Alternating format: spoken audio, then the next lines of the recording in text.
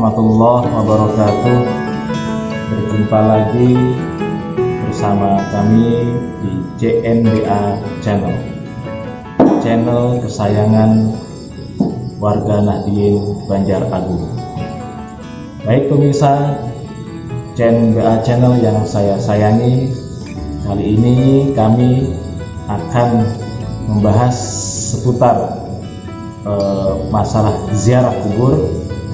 Bisa dikatakan ini episode lanjutan yang minggu lalu, dan kali ini kami lebih spesifik membahas masalah keadaan yang ada di dalam kubur. Apakah si mayit ini bisa mendengar suara-suara yang di luar di alam kubur?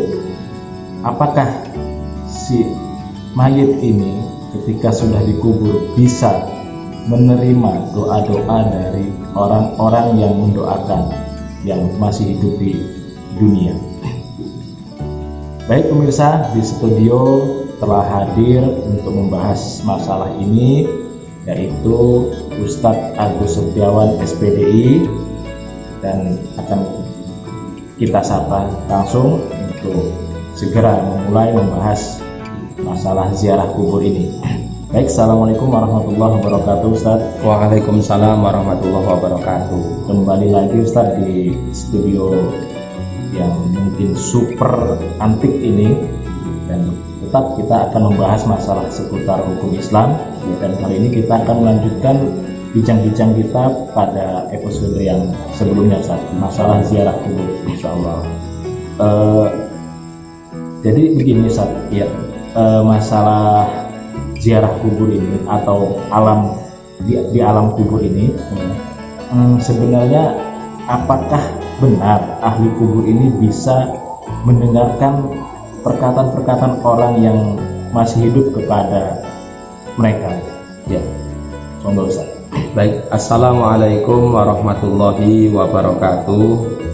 Alhamdulillahirabbil alamin, wassalatu wassalamu ala asyrafil anbiya wal mursalin sayyidina wa maulana Muhammadin wa ala alihi wa sahbihi ajma'in, amma ba'du.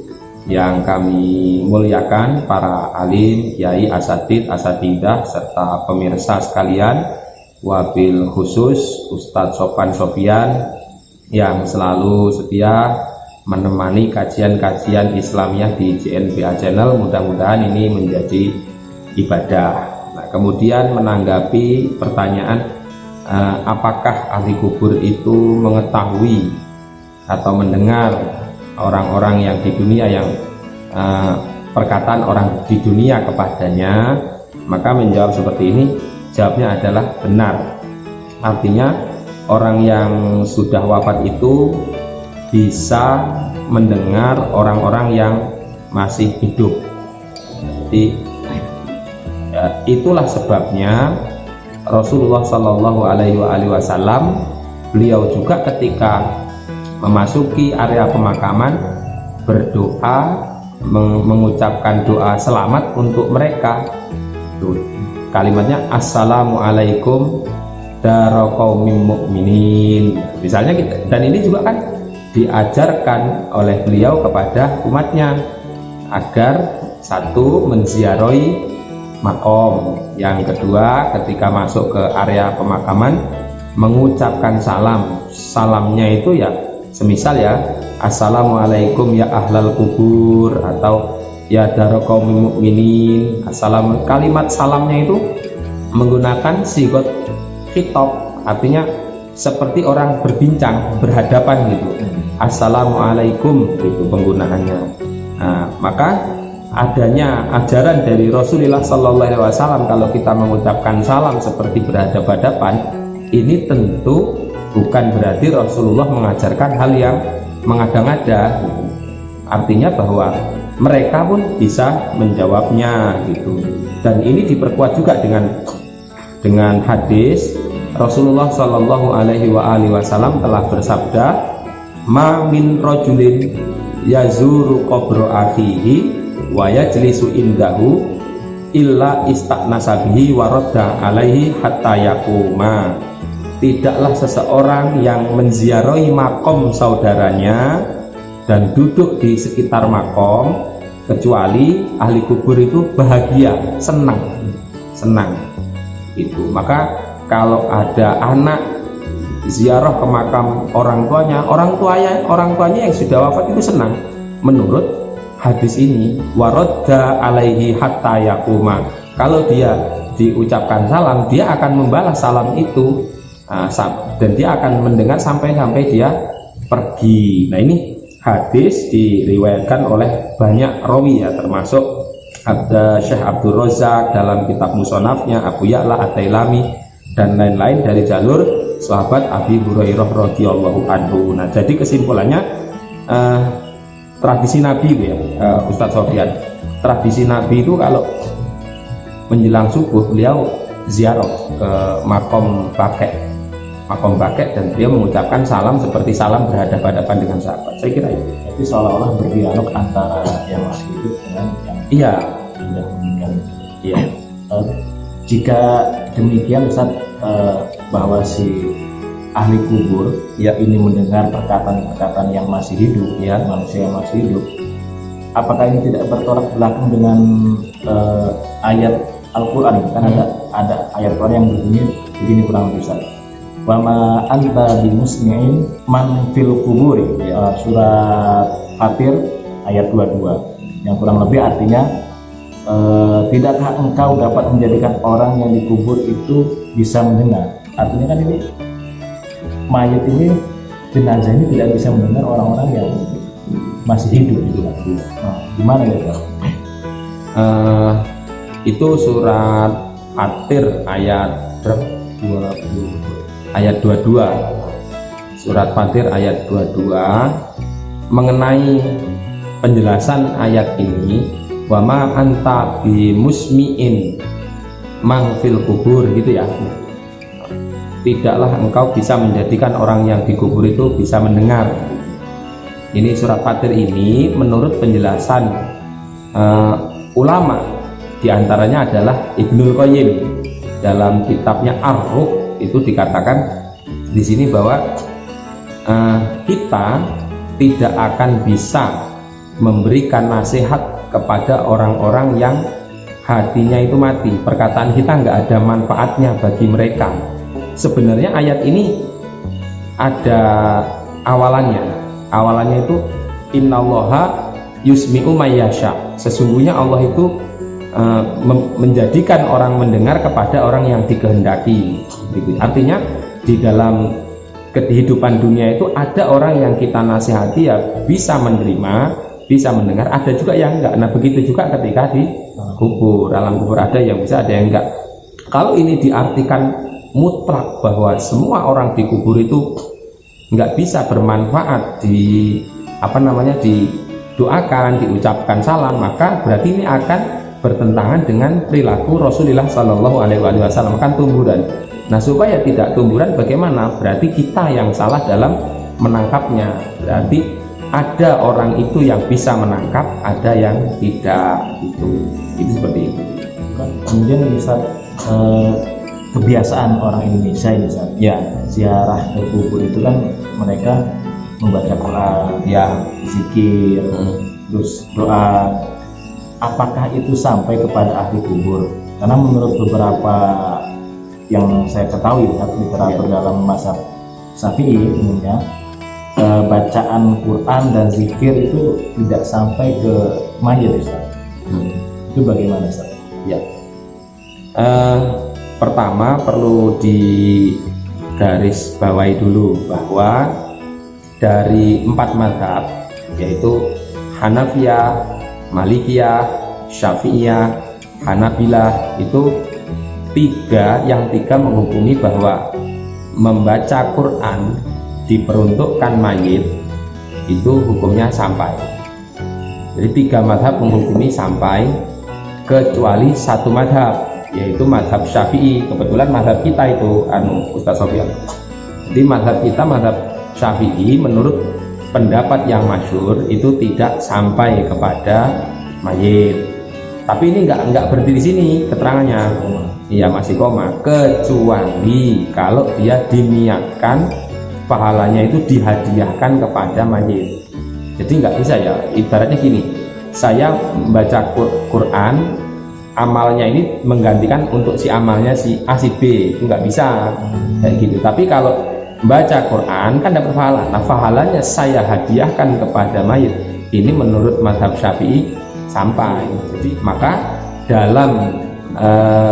dalam doa-doa yang diajarkan oleh para kiai, para ustadz, ustadzah, bunyai itu yang sudah beredar di Indonesia khususnya, pasti ketika doa itu ada bacaan gini, Allahumma ausil tawabama qara'nahu minal Qur'anil azim, dan seterusnya. Ya Allah, sampaikanlah pahala yang aku baca baik dari Quran, tahlil, tasbih dan seterusnya kepada si A, si B, si C. Nah kalau kayak gitu berarti ini tidak bertentangan dengan mazhab Syafi'i, justru mengikuti dari pendapat mazhab Syafi'i yang masyhur gitu. Itu pendapat yang ulama salafnya.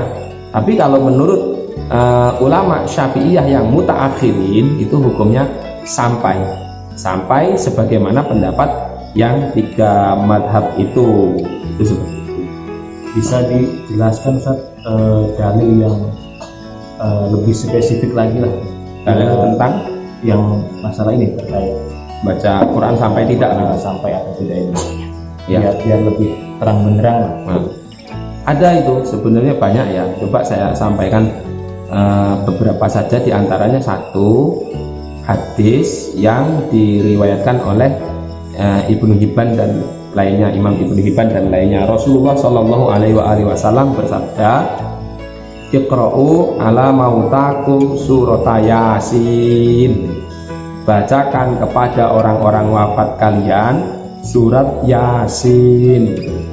Ini hadis ini statusnya ada 2 loh, ada yang menghukumi lemah, ada yang menghukumi sahih. Nah, kan berarti bisa kita amalkan, ada yang menghukumi lemah, ada yang menghukumi sahih. Nah, kadang yang tidak adil itu diambil yang lemah tapi nggak dijelaskan juga yang sahihnya gitu. Nah jadi hadis ini, bacakanlah surat Yasin kepada orang-orang wafat kalian, ini penerapannya bisa digunakan ketika iktidor itu ketika nazak, itu bisa juga ketika telah wafat, karena kalimatnya masih bersifat luas gitu ya. Jadi bisa dibacakan ketika nazak atau sakaratul maut, bisa juga dibacakan ketika sudah wafat. Itu satu. Yang kedua, ada hadis juga Rasulullah Shallallahu Alaihi Wasallam bersabda, idza mata ahadukum fala tahsabuhu wa asra'u bihi ila qabrihi wal yaqra inda ra'sihi bi fatihatil baqarah wa inda rijlaihi bi khatimatil baqarah. Ketika seseorang dari kalian, maksudnya ketika ada orang muslim itu wafat, maka jangan ditahan-tahan, tapi ditahan-tahan untuk dimakamkan, tapi yang bagus adalah segerakan untuk dimakamkan.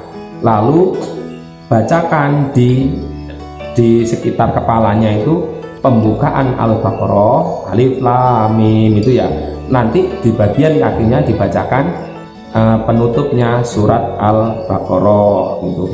Ini hadis ini diriwayatkan oleh banyak sekali rawi, termasuk diterangkan dalam kitab Nailul Autor karya Imam Syaukani, dan beliau menghukumi hadis ini sahih gitu. Artinya kalau ada orang wafat, Rasulullah memerintahkan supaya dibacakan Al-Quran surat Al-Baqarah, tapi sebenarnya ya Quran apa saja boleh gitu. Nah maka Syekh Ibnul Qayyim dalam kitabnya Ar-Ruh, beliau menjelaskan bahwa ya tradisi ulama salaf, maksudnya para sahabat itu ya begitu. Kalau ada yang wafat maka dibacakan Al-Quran. Contohnya adalah sahabat Ibnu Umar, putranya Sayyidina Umar bin Khattab radhiyallahu anhu. Saat beliau itu sakit, beliau berpesan supaya nanti dibacakan surat Al-Baqarah di kuburnya. Ini dalam kitab apa ya, ini riwayat-riwayat ini diterangkan oleh Ibnu Qayyim dalam kitab Ar-Ruh. Bahkan sahabat dulu, sahabat Ansor, kalau ada salah satu sahabat Ansor itu yang wafat, maka sahabat yang lain itu bergantian keluar masuk ke area pemakamannya untuk membacakan Al-Quran di atas makamnya itu. Nah, artinya bahwa kalaulah ini tidak sampai, tentu tidak mungkin dikerjakan oleh para sahabat. Bisa itu dicek di kitab Ar-Ruh karya Syekh Ibnul Qayyim. Saya kira demikian. Baik Ustaz, sebagai penutup mungkin Ustaz, Ya, bukan penutup sih, mungkin nanti di lain waktu kita sambung lagi masalah insya Allah. ziarah kubur ini, masalah keadaan ya, yang ada di dalam kubur ini. Ya, untuk saat ini sebagai penutup, mungkin Ustadz bisa memberi saran kepada yang masih hidup bagaimana baiknya untuk berdoa kepada si mayit itu ya. jadi para pemirsa sekalian, ziarah kubur itu sunnah Rasulullah SAW. Bagi para pemirsa sekalian yang punya keluarga sudah wafat, baik gurunya, orang tuanya, atau kakaknya, atau saudaranya, maka ketika sangat memungkinkan untuk ziarah, sering-seringlah ziarah, karena mereka itu menunggu-nunggu untuk didoakan. Kasihan kalau mereka menunggu-nunggu tapi nggak ada keluarganya yang mau menziarahinya. Ada loh orang itu yang nggak jauh dari makom keluarganya yang telah wafat, tapi ziarah itu setahun aja belum tentu. Masya Allah. Maka sempatkanlah untuk memuliakan mereka, menyenangkan mereka dengan menziarahi dan mendoakan mereka. Itu akan menjadi pahala yang baik di sisi Allah Subhanahu wa Ta'ala. Saya kira demikian. Baik Ustaz, kita akhiri bincang-bincang ini. Ya. Saya ucapkan banyak terima kasih telah menyempatkan waktunya untuk hadir di studio CNBA Channel ini.